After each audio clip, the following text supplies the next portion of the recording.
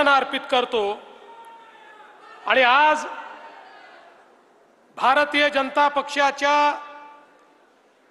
महाराष्ट्राच्या अध्यक्षांच्या पदारोहण समारोहामध्ये मंचावर उपस्थित असलेले भाजपचे माजी राष्ट्रीय अध्यक्ष, केंद्रीय मंत्री आणि आपल्या सर्वांचे लाडके नेते आदरणीय नितीनजी गडकरी, ज्यांनी अतिशय सुंदर असा भारतरत्न डॉक्टर बाबासाहेब आंबेडकरांचा इतिहास आपल्या समोर मांडला,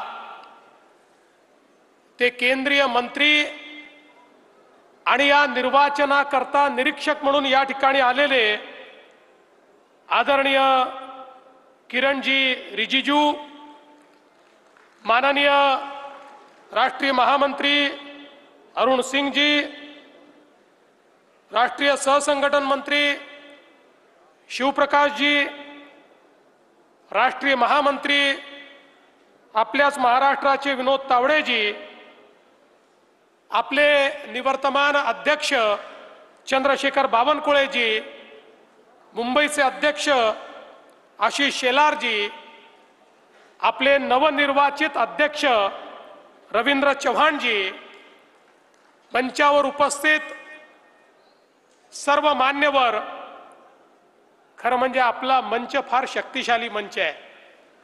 मंचावरील सर्व नेते आपापल्या परीनं अतिशय जबाबदार अशा प्रकारचे नेते आहेत। आपल्या मंचावर दोन माजी मुख्यमंत्री आहेत, राणेसाहेब आणि अशोकराव चव्हाण साहेब। आपल्या मंचावर छत्रपती शिवरायांचे दोन वंशज आहेत, उदयन महाराज आणि शिवेंद्र बाबा।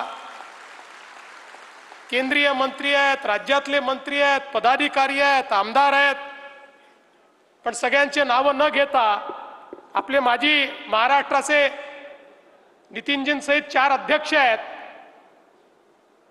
त्यामुळे सर्वांची नाव न घेता सन्माननीय मंच आणि या ठिकाणी उपस्थित सर्व कार्यकर्ता भगिनी आणि बंधूंनो, आज आपल्या सर्वांकरता अतिशय आनंदाची गोष्ट आहे की आपलं संघटन पर्व पूर्ण करत आपण प्रदेश अध्यक्षांच्या निर्वाचनाची प्रक्रिया ही पूर्ण केली आणि आपल्यातलेच कार्यकर्ता म्हणून ज्यांना वर्षानुवर्ष आपण ओळखतो ते रवींद्र चव्हाण आज महाराष्ट्र भाजपचे अध्यक्ष झाले आहेत।